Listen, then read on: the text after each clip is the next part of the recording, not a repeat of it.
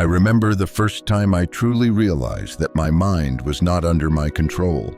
It wasn't some dramatic moment in a war zone or a life or death decision. It was a Tuesday morning in a coffee shop in downtown Chicago. The smell of roasted beans filled the air. The soft jazz from the speakers was barely louder than the sound of cups clinking against saucers. I had my laptop open, a project deadline approaching, and my heart racing for no clear reason. My thoughts were all over the place, jumping from old arguments I'd had years ago to worries about the future, to a vague fear that I wasn't good enough for the life I wanted. I looked around at the people in that cafe, each buried in their own worlds, and it hit me. I was living inside my head, but I was not the one steering the ship. My emotions, my impulses, my fears, they were the captain, and I was just a passenger. That's when I stumbled upon the words of Marcus Aurelius. You have power over your mind, not outside events. Realize this, and you will find strength. It was like someone had quietly placed a key in my hand, a key I had been searching for without even knowing it. From that day, I started experimenting with the ancient wisdom of Stoic philosophy, not as a set of dusty ideas from dead philosophers, but as a living, breathing way to wrestle back control over myself. I wasn't looking to become perfect. I just wanted to stop feeling like life was dragging me along by the collar. And what I discovered was this: self-mastery is not a sudden victory. It's not something you win one day and keep forever. It's a practice, a daily training of the mind, like sharpening a blade that will dull if left unused. I began with small steps. Instead of reacting immediately when I felt anger, I started observing it as if it were a stranger walking past me on the street. When I felt envy, I questioned it. Why do I want what they have? Do I even really want it, or am I chasing it because the world told me to? And when I failed, which happened often, I learned to face the failure without tearing myself apart. That was the first gift Stoicism gave me, the ability to pause before letting my emotions take the wheel. But here's the thing no one tells you. Practicing Stoic self-mastery is like walking through a storm while learning to stand still. The world will keep shouting at you, news headlines screaming about chaos, social media telling you you're not enough, people projecting their insecurities onto you. And if you're not careful, you'll get pulled into the current without even realizing it. What if you could walk through that storm and feel untouched? What if no matter what the world threw at you, failure, loss, insults, you could remain rooted, steady, calm? That's the power I started chasing. And slowly it began to change not only how I saw the world, but how the world responded to me. I remember one evening, months into my practice, I was sitting in traffic. A driver cut me off, the kind of move that usually would have had me gripping the steering wheel with white knuckles and cursing under my breath.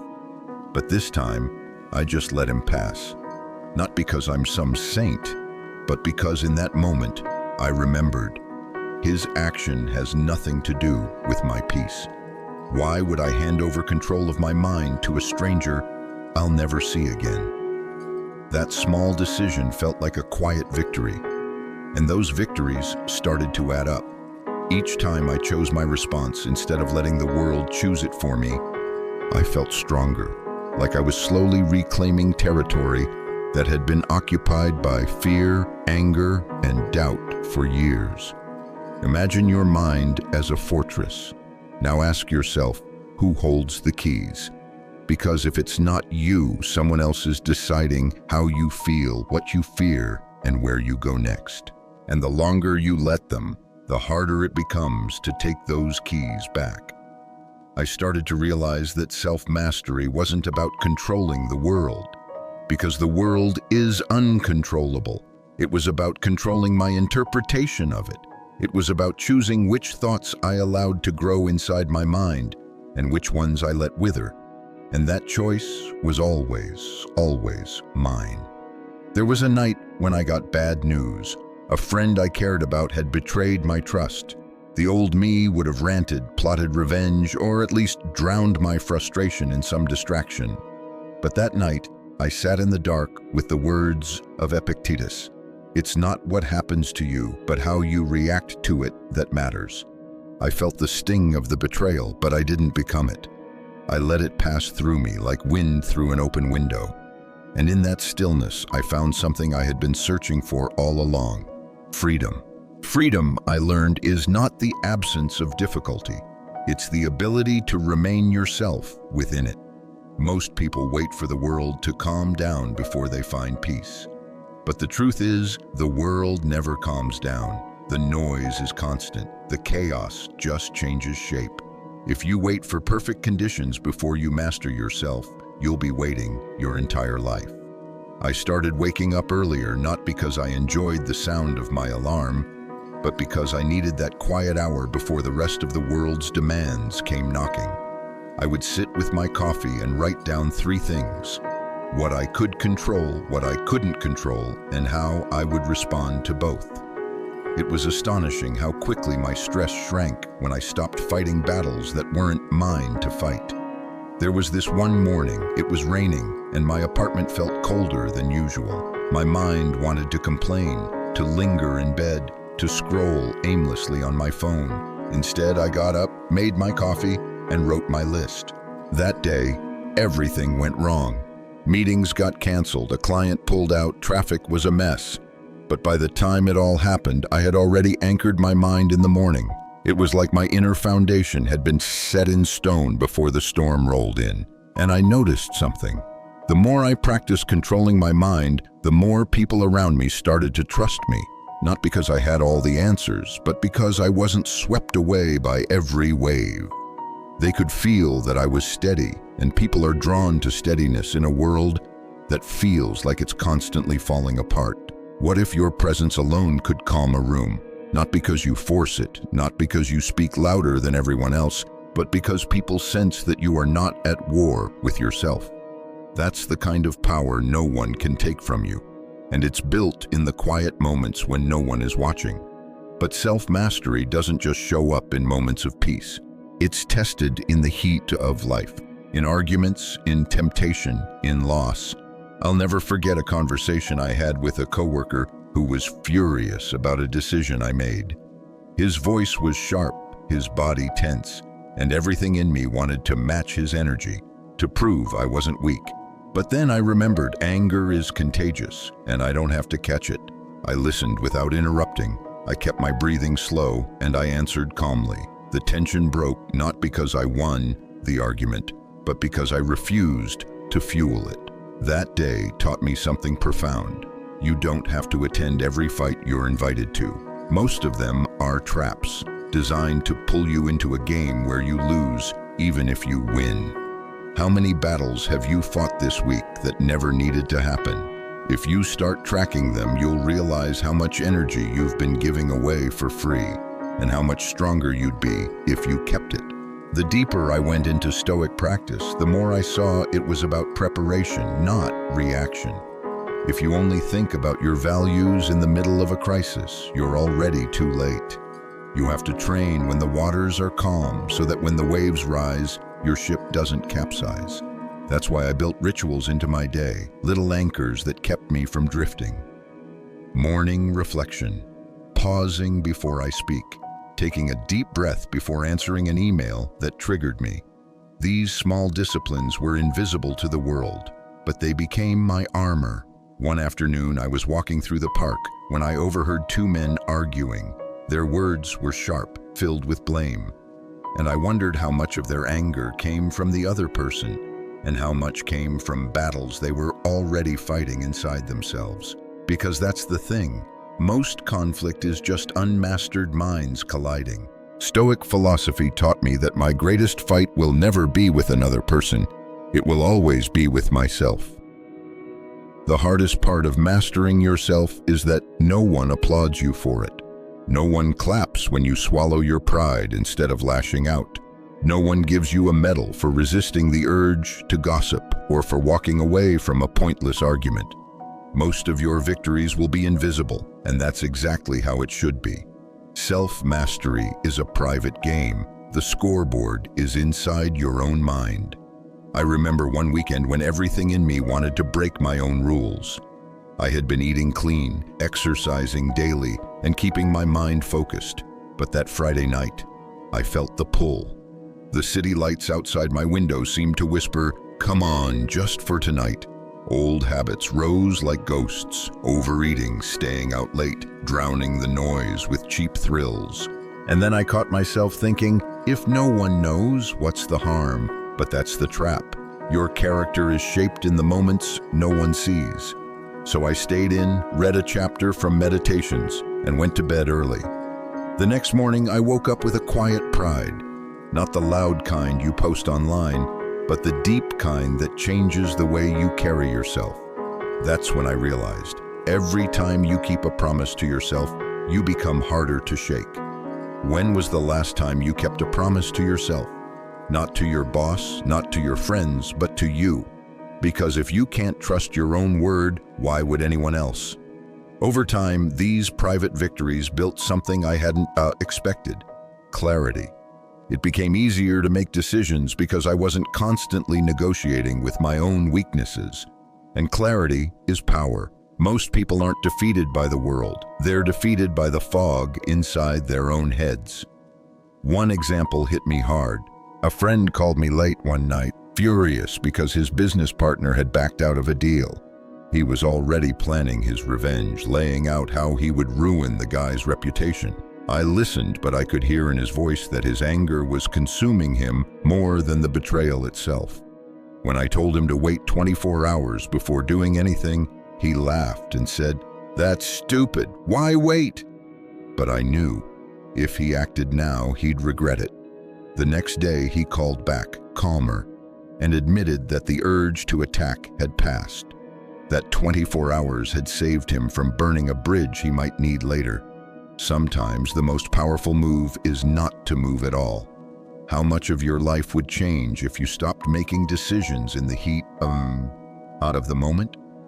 Most mistakes aren't the result of bad intentions. They're the result of impatient reactions. The Stoics knew this. They trained themselves to pause, to create space between stimulus and response. That space is where wisdom lives. And in that space, you start to see things differently. You stop obsessing over controlling the outcome and start focusing on controlling your preparation. You realize that a bad day doesn't mean a bad life, and that someone's opinion of you doesn't have to become your identity. This shift doesn't happen overnight.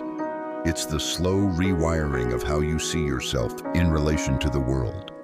There was a time when criticism would destroy me. A single harsh comment could loop in my head for days. But the more I trained in Stoic thinking, the more I saw criticism for what it was. Someone else's perspective shaped by their own biases and battles. I could take what was useful and leave the rest. It was like learning how to walk through a rainstorm without getting wet. There was a season in my life when everything seemed to hit at once. A relationship ending, financial trouble, and health problems all in the same year. It felt like life had me pinned against the wall. In the past, I would have panicked, scrambled for control, and drowned in self-pity. But this time, something was different. I remembered the Stoic principle that nothing outside my own mind was truly mine.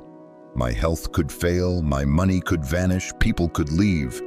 But my thoughts, my actions, my character, those belonged to me as long as I guarded them. So I stopped asking, "Why is this happening to me?"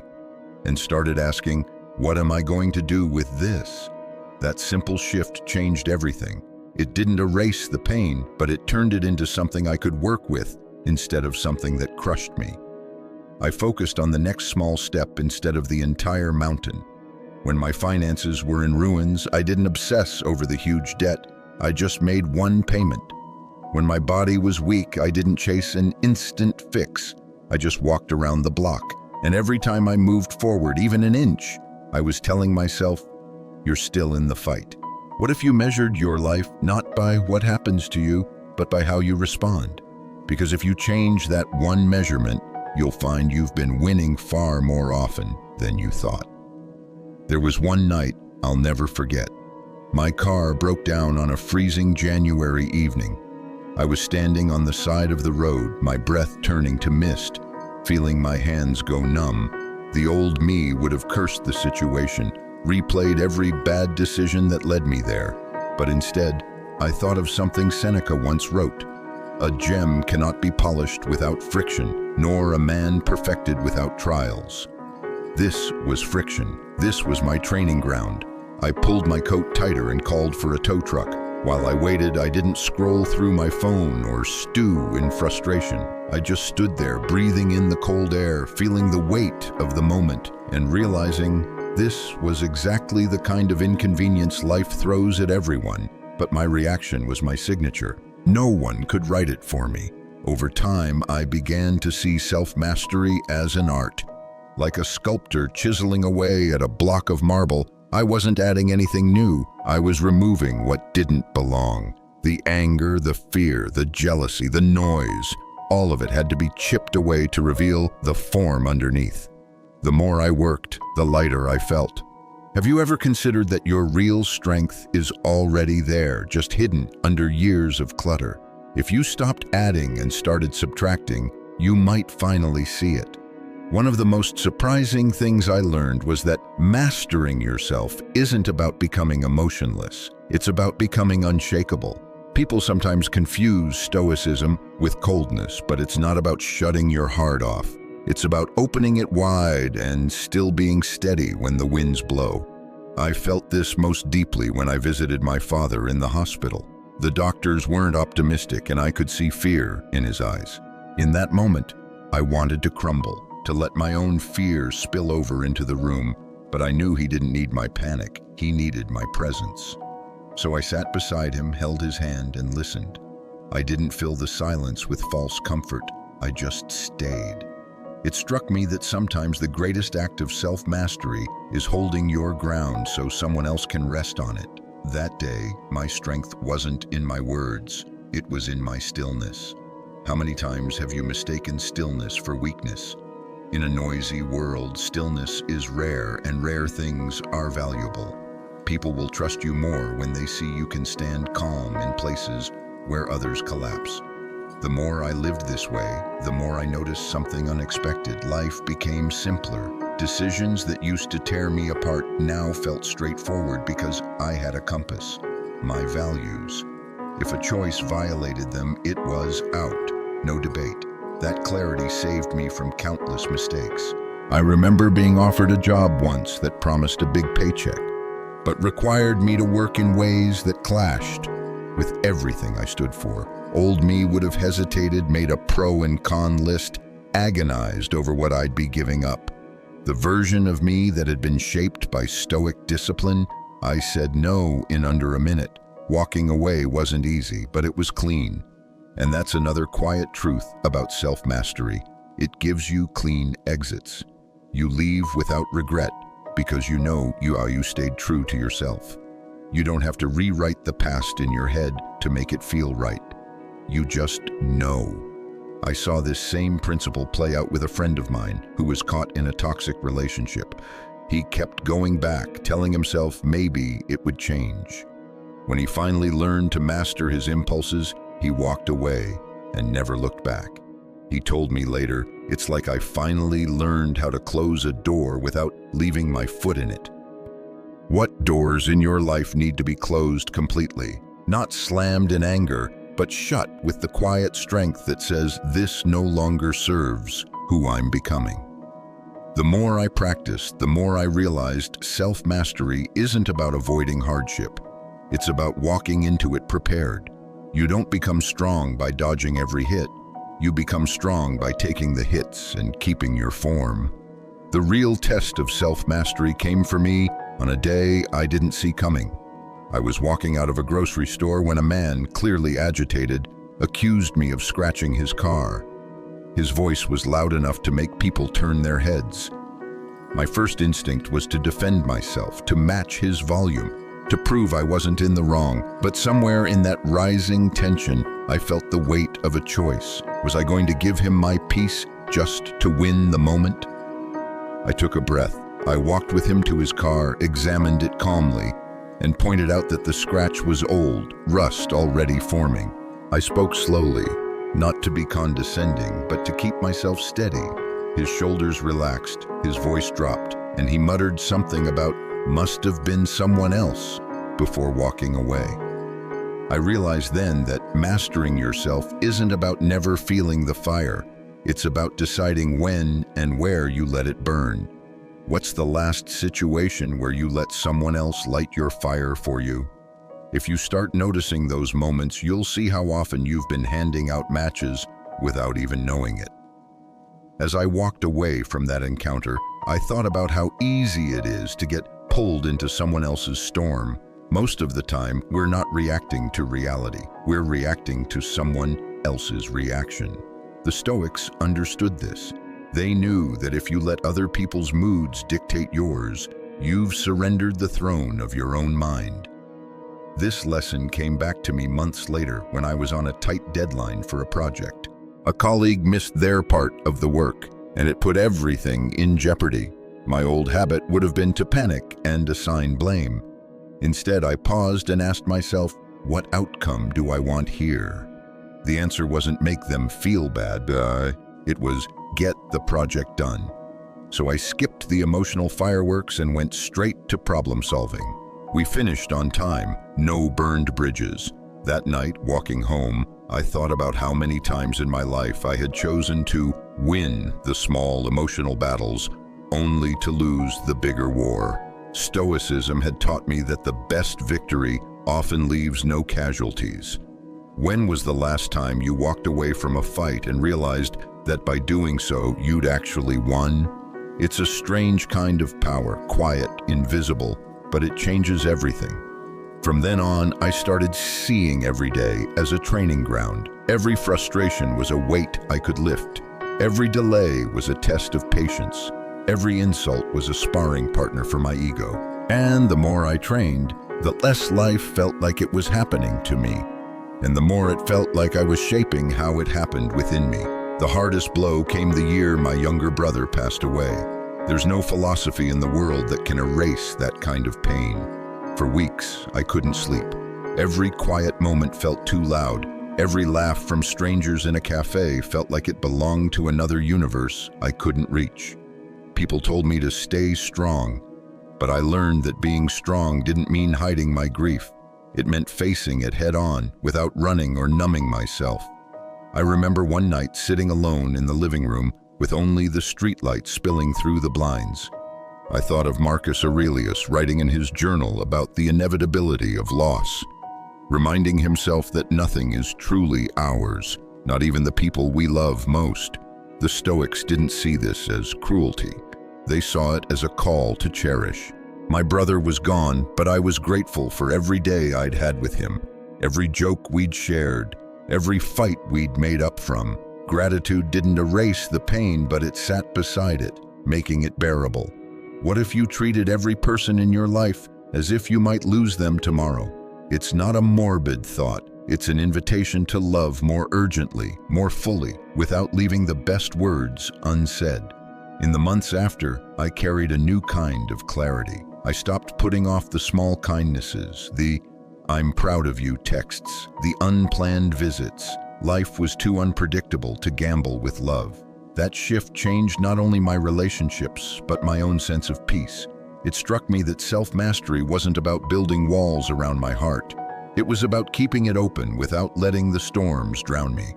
Pain was no longer an enemy to avoid, but a teacher that shaped me.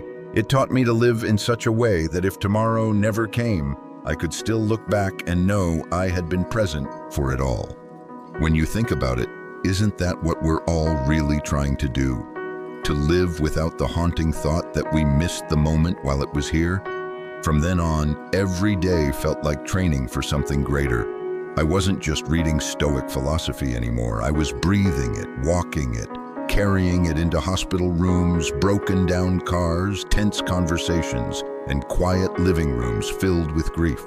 And in each of those moments, I saw proof. The person who masters themselves is the one who can stand fully in life, no matter what it brings, and still choose the best part of themselves to give back. As the years passed, I began to notice a pattern. Every challenge, every moment of tension Every heartbreak had been a kind of quiet invitation to practice the same truths in different forms. At first, I thought of them as separate lessons: patience with a stranger in the parking lot, clarity when turning down the wrong job, courage in grief. But slowly, they began to weave together into one unbroken thread: the art of meeting life exactly as it is, and still shaping the way I stand inside it. I realized that every single day, life offers us countless forks in the road, not the dramatic movie scene ones, but the small, nearly invisible ones.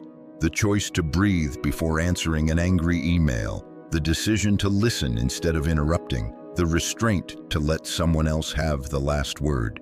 These little moments are where self-mastery is either built or lost. The Stoics understood this deeply. They knew you don't become unshakable by accident. You become unshakable by practice. How many of your days are shaped not by what happened, but by how you answered it? It's a haunting question when you start paying attention. The truth is, the world won't slow down for you. People will still cut you off in traffic, disappoint you, misjudge you, and sometimes deeply hurt you.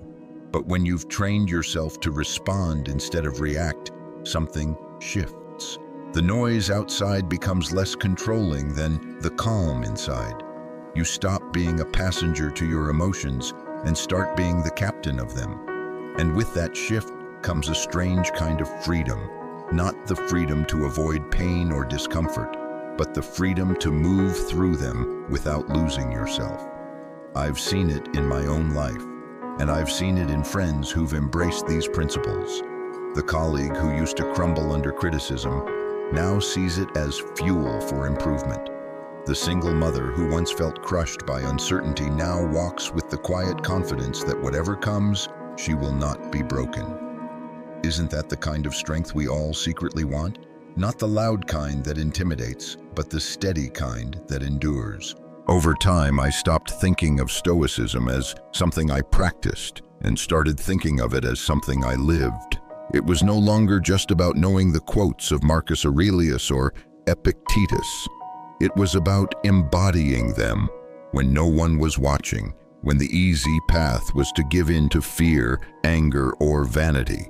And the more I lived it, the less I needed to prove anything to anyone. My peace was no longer negotiable. One rainy Tuesday morning, I was already running late for a meeting across town. The streets were slick, the sky was a heavy gray, and my coffee tasted more like burnt regret than caffeine. At the last red light before the freeway, the car in front of me just sat there when the light turned green.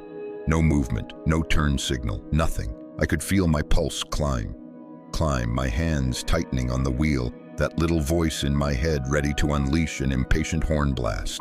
But then it happened, that pause, that space the Stoics talk about, the gap between the event and your response. I noticed it.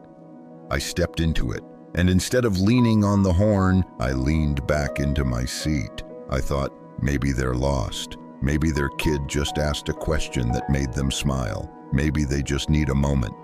When they finally moved, I followed without a trace of the irritation that had been building. That's the thing.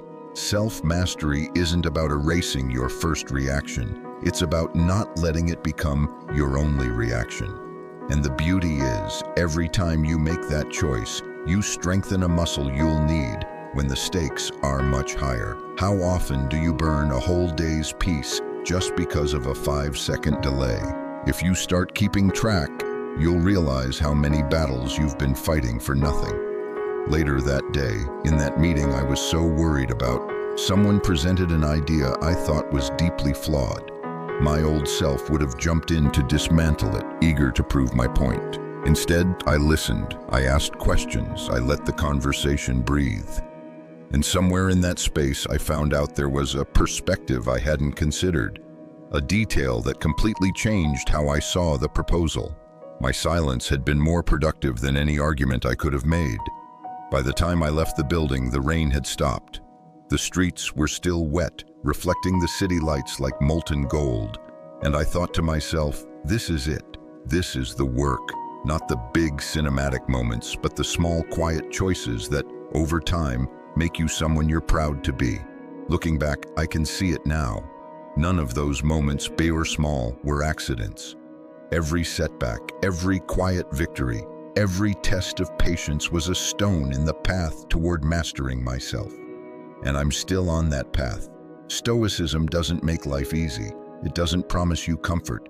What it offers is far more valuable: the ability to meet life on its own terms and still choose the way you stand in it. Maybe your battles don't look like mine.